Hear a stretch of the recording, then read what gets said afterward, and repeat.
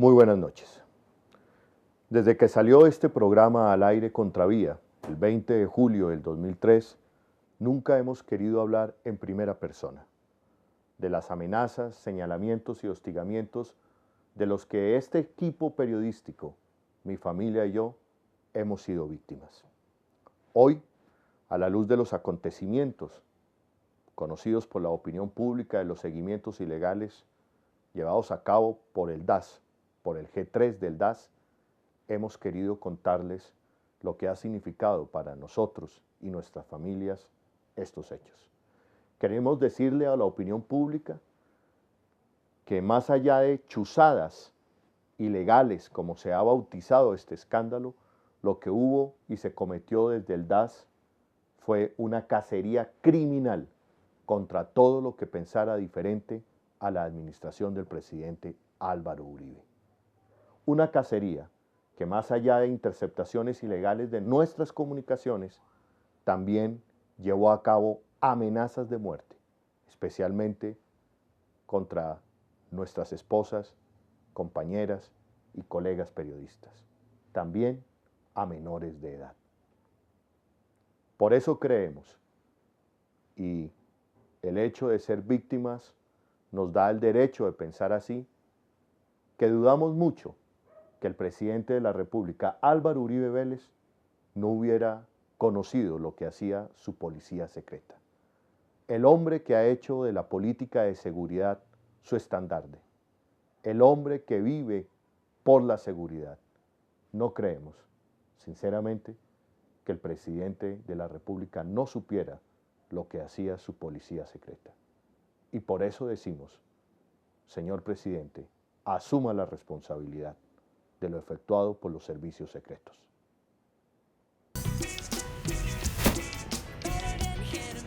Contravía.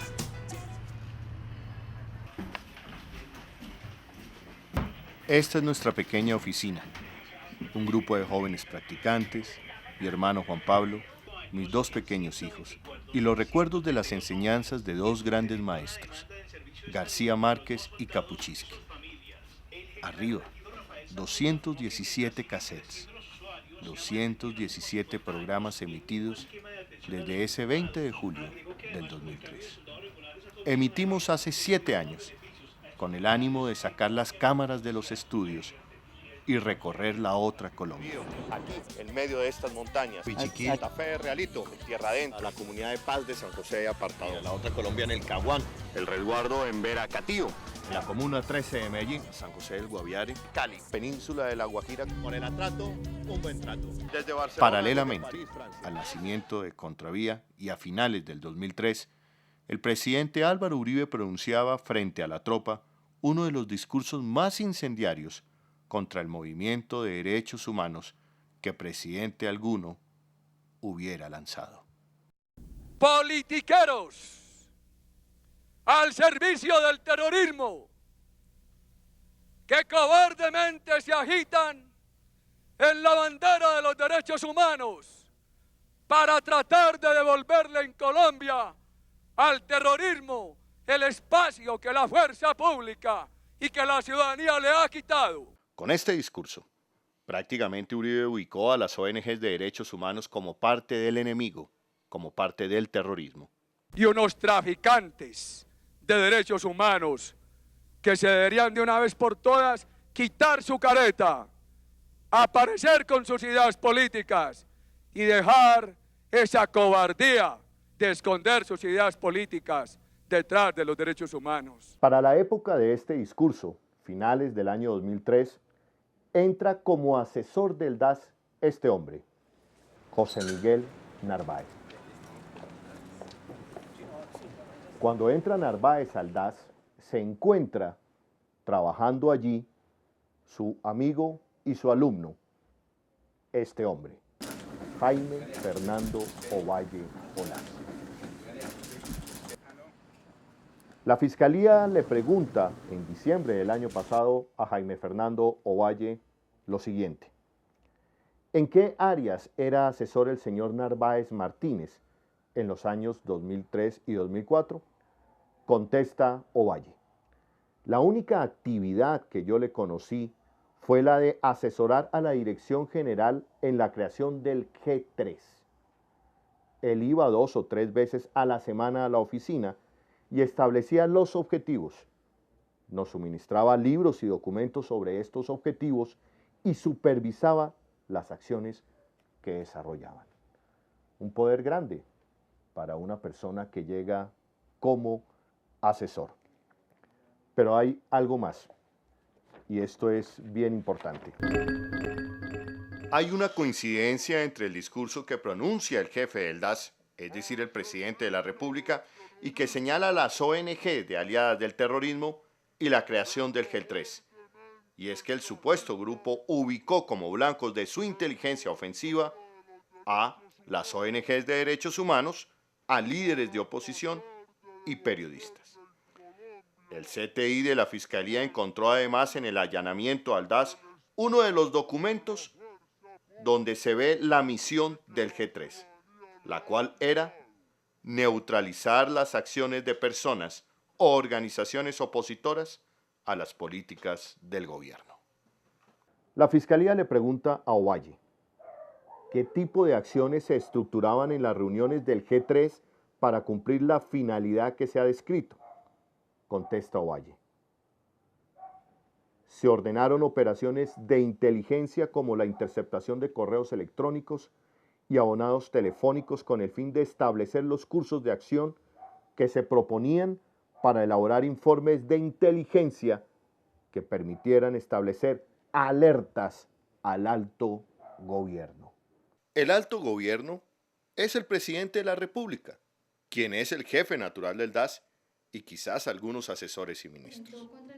El 9 de febrero del presente año, la periodista Claudia Julieta Duque, también víctima de la cacería criminal del G3, reveló que en diferentes documentos de inteligencia elaborados por este grupo y encontrados por el CTI de la Fiscalía, aparecían anotaciones presuntamente de Ovalle, donde se dice entregar al presidente.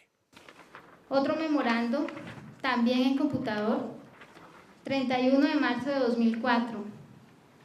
Se habla de un asesor del Ministerio del Interior, miembro de la Fundación Restrepo Barco y, si no estoy mal, también candidato a la Defensoría del Pueblo, Mario Gómez, sobre su posición en favor del tema de derechos humanos y su amistad con las ONGs. Recomendaciones. Difundir su contenido al presidente de la República y ministro del Interior para que conozcan la posición adversa del asesor frente a las políticas gubernamentales. Ese documento que ustedes están viendo, Holman, yo sé que te sorprende porque no lo conoces, es un correo electrónico recibido por Holman Morris con un anexo. Como ustedes pueden ver, está escrito a mano: Holman, presidente, preparar documento. No se puede decir que el presidente no estuvo enterado o que estas acciones se hicieron por fuera de las políticas gubernamentales. Claudia Julieta Duque también encontró este documento con el sello de reservado y que pertenecía al G3. Aparece con fecha del 12 de agosto del 2005 y es nada más y nada menos que las posturas de los magistrados de la Corte Constitucional frente a la reelección. Por ejemplo, aparece el nombre de Manuel José Cepeda como presidente, dice Partido Liberal, posición a favor de la reelección. De Jaime Córdoba Triviño, liberal, en contra de la reelección. Posturas personales y que demuestran lo que estaba haciendo el G3. La pregunta que nos tenemos que hacer es obvia. ¿Será que a un investigador cualquiera, a un jefe de inteligencia, le interesaba saber cuáles eran las posturas de los magistrados frente a la reelección? ¿O más bien esto es, o era, una información sensible para el alto gobierno? Contravía. Hoy se inició el juicio contra el exdirector del DAS, Jorge Noguera, investigado por sus presuntos vínculos con jefes paramilitares y por 4 homicidios. En sus declaraciones, Noguera habló sobre los seguimientos a personalidades y dijo que uno de los hoy vinculados a las chuzadas fue nombrado por el presidente Uribe. En la primera parte de su intervención, el exdirector del DAS, Jorge Noguera, aseguró que el nombramiento de José Miguel Narváez como subdirector del DAS fue hecho a solicitud del presidente Álvaro Uribe. Quería a un subdirector distinto, tal vez más activo, que estuviera más enterado de las cosas, etc.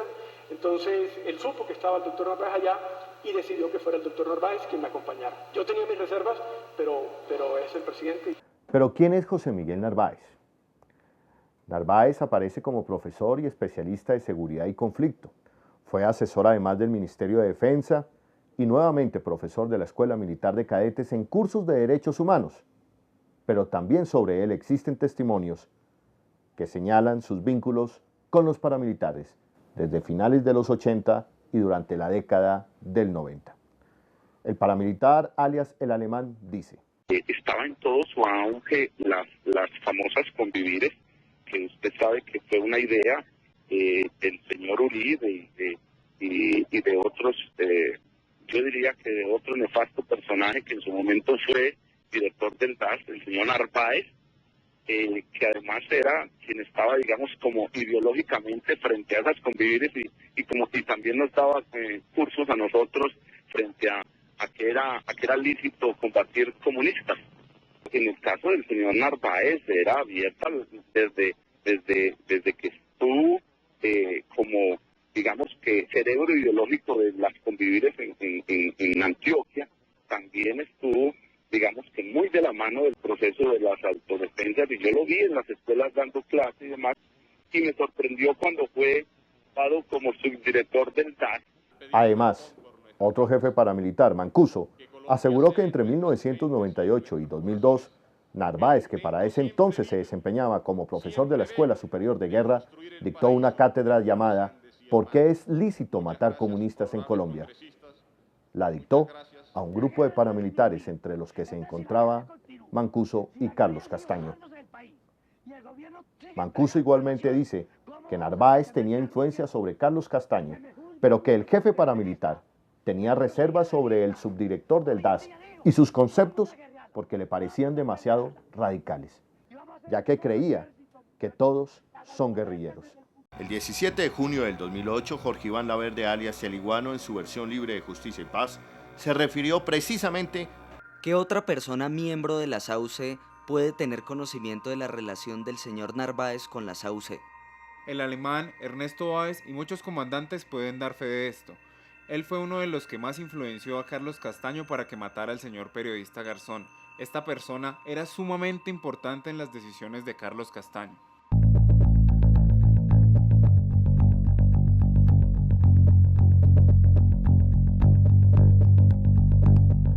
¿quién le presenta a José Miguel Narváez y qué papel jugó mientras usted estaba en el Ministerio de la Defensa?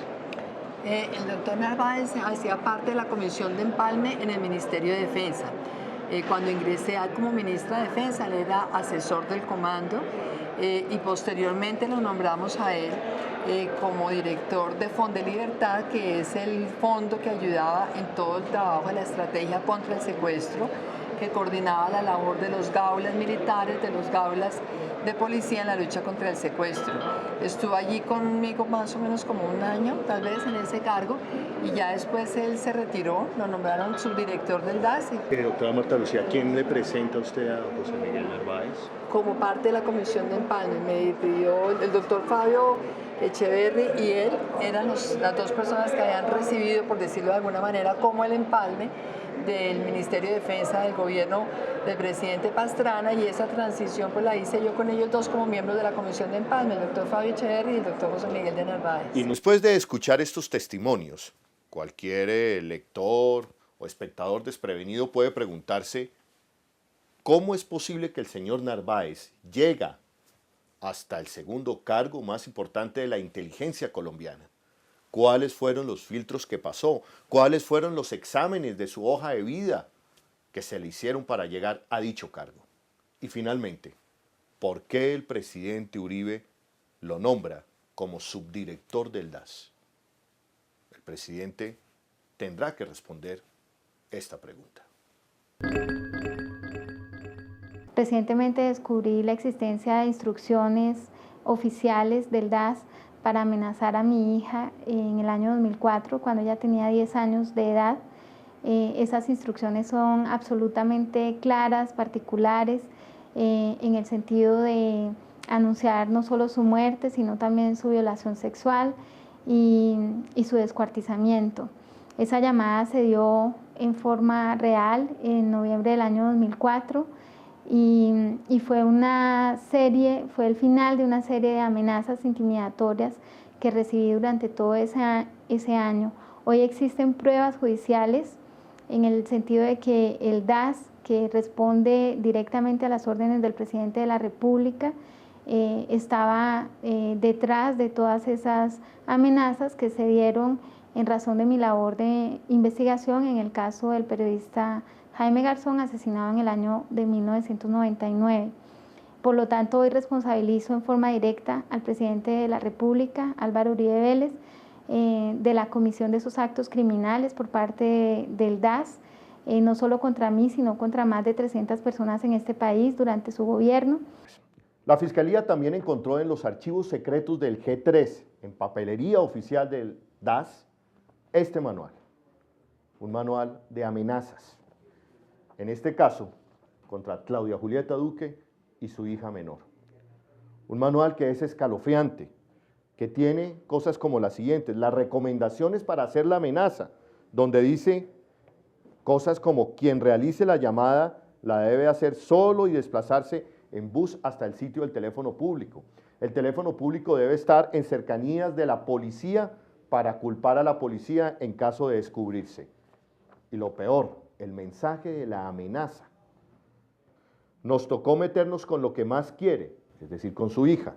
Eso le pasa por perra. Y a continuación, una serie de groserías en contra de Claudia Julieta. Esto era lo que hacía el G3 del DAS. Lo hacía con sus impuestos, con mis impuestos.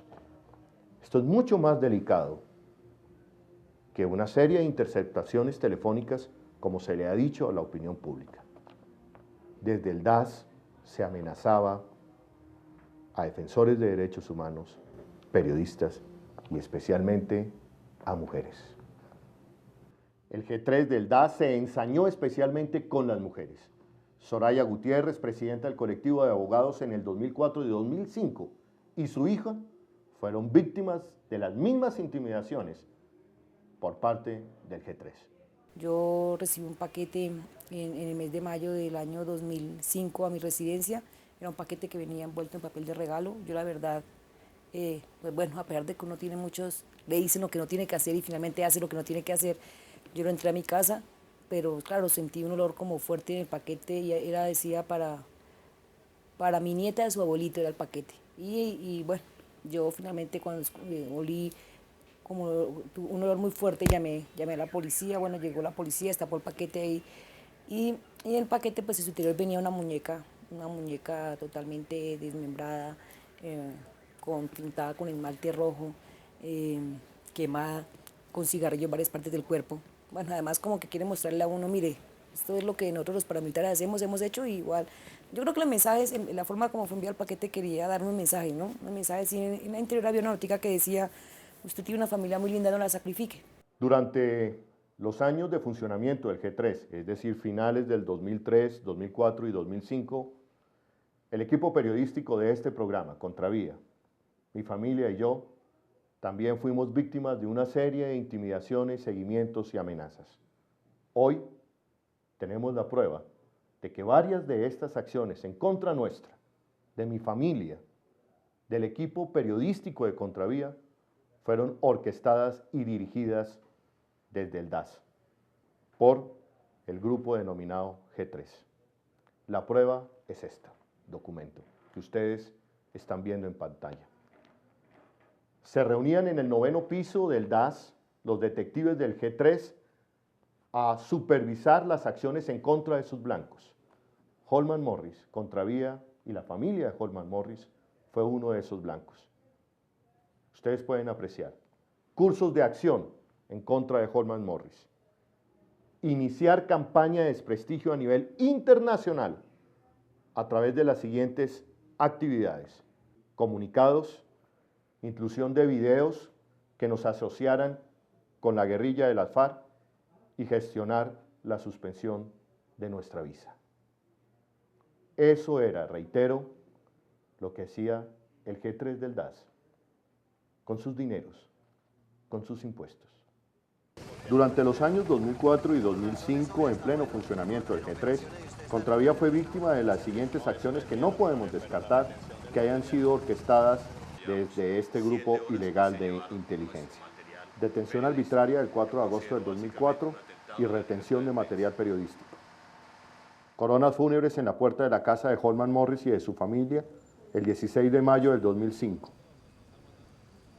El 5 de agosto del mismo año, la policía detiene a estos dos hombres merodeando las instalaciones de una de las grabaciones del programa Contravía. Estos dos sujetos resultaron ser miembros del DAS. En el año 2005, dos hombres intentan robar el apartamento de la familia Morris en uno de los sectores más seguros de Bogotá. Además, dentro de los documentos encontrados por la Fiscalía, aparecieron órdenes para que los escoltas de personas protegidas como Holman Morris, por el DAS y otros, entregaran informes al G3. Sobra decir que durante el 2004 y 2005 el G3 del DAS ordenó un seguimiento en tiempo real y control total de todas mis actividades, de mi esposa y mis dos hijos menores de edad, inclusive el rastreo de nuestras cuentas bancarias y las de mis padres. El pasado 15 de febrero, en declaración a la Corte Suprema de Justicia, el exdirector de inteligencia Jorge Lago reveló que desde el DAS se preparaban amenazas e intimidaciones contra periodistas y defensores de derechos humanos. Ante los magistrados de la Sala Penal de la Corte, el jefe de Contrainteligencia del DAS, capitán Jorge Lago, reveló que desde ese organismo de inteligencia se amenazó a sindicalistas y periodistas. Se habían hecho algunas actividades irregulares en el tema de sindicalistas, entre ellas que habían enviado panfletos anónimos, que habían enviado algunos sufragios a algunos sindicalistas y ONG. El accionar criminal y las amenazas en contra mía no han cesado. No soy yo la única periodista que hace parte de esta persecución, pero sí quizás es la primera vez que aparecen pruebas serias sobre el involucramiento del Estado en las amenazas contra una persona que es menor de edad en el país. Hago un llamado a mis colegas periodistas en todo el mundo para que se solidaricen no solamente frente a la situación de Claudia Julieta Duque, sino frente a lo que definitivamente ha significado el fin del periodismo crítico en Colombia. Contravía durante estos 7 años le ha dado la voz a las víctimas. Hoy, lamentablemente, nosotros fuimos las víctimas. Por ello, pedimos disculpas. No queríamos hacer este programa en primera persona, pero la realidad nos obliga a ello. En segundo lugar, quiero pedirle disculpas a aquellos amigos de Contravía, a aquellos amigos de mi familia que se vieron afectados por los seguimientos, interceptaciones y hostigamientos del DAS, como también se vieron afectados los amigos y familiares de más de las 300 personas, defensores de derechos humanos, líderes de oposición, sindicalistas, que fueron perseguidos por el G3 del DAS. Señor presidente, en diferentes ocasiones al movimiento de derechos humanos, a los líderes de oposición y a mí nos ha acusado de aliados del terrorismo, sin pruebas, con la mayor irresponsabilidad. Lo ejecutado por el G3 del DAS, ¿qué calificativo le merece? La sociedad colombiana espera una respuesta. Nosotros, las víctimas, decimos que usted tiene que asumir la responsabilidad política por estos hechos.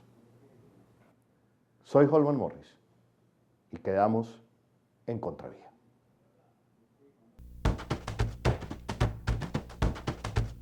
El documental de Toribio logra reflejar no solo a Colombia, sino a toda América Latina. Los ganadores de este documental son los propios protagonistas de la historia de Toribio. Holman Morris es el ganador del premio Nuevo Periodismo CEMEX FNPI.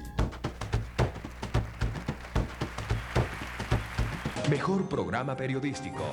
Contravía. Este premio se lo quiero dedicar a los grandes protagonistas del programa Contravía, que son las comunidades que están sufriendo el conflicto armado en este país. Para ellas, este premio. Gracias. Crónica o reportaje. Caso Jaime Garzón, Jorge Morris, Canal Capital.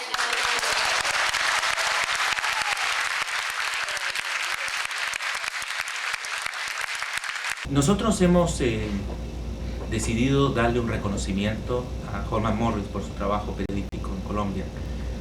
Todos los años identificamos, destacamos a algunos periodistas, escritores, poetas, intelectuales, que en distintas partes del mundo, no solo en América Latina, realizan una función, cumplen una tarea de apoyo a los derechos humanos con su trabajo profesional, de investigación, o logran mostrar una película, una imagen que de otro modo no se conoce en países en guerra o en países en conflicto o en dictaduras, y por ello es que este año hemos decidido darle a Holman Morris este reconocimiento. Holman, al hacer la entrega de este reconocimiento a usted y al equipo de Contravía, queremos resaltar algo que se ha dicho en este evento, es que a la palabra no se renuncia, que los pueblos no pueden delegar la palabra. Delegamos muchas cosas en nuestros gobernantes, pero la palabra no se puede delegar. Ustedes han ayudado a que las comunidades más alejadas, la gente que ha sufrido, las víctimas, las comunidades que han estado verdaderamente padeciendo durante estos años los rigores del conflicto armado tengan una voz y que esa voz pueda ser escuchada.